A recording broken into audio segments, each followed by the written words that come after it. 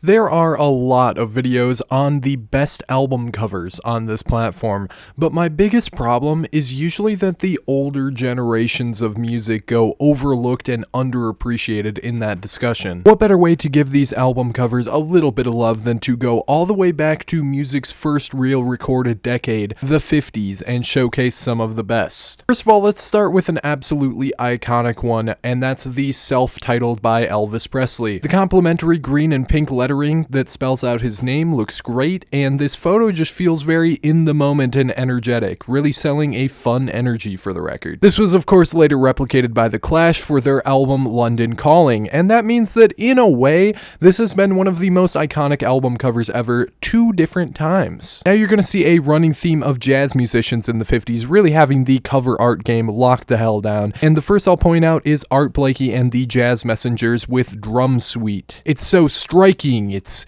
intimidating, such an eye-grabbing image. Honestly, looks more like a fantasy novel than a jazz album, and I gotta respect that. The next I'll give it to is Frank Sinatra's In the Wee Small Hours, not only because it's a very nice illustration all around, but because the album's mood fits it so well. The blue color palette, the pose, the whole somber ciggy smoking vibe here truly represents the album's heartbroken theme, and that's pretty nice. Jumping back fully into jazz, this time a bit more experimental and a bit more freaky of one, it's The Clown by the GOAT Charles Mingus. This album has a bit of a dark, deeper layer thematically, and this photo of our titular clown character portrays it so well. Not to mention this Zodiac Killer looking ass font. Also of note from Mingus is Pithecanthropus?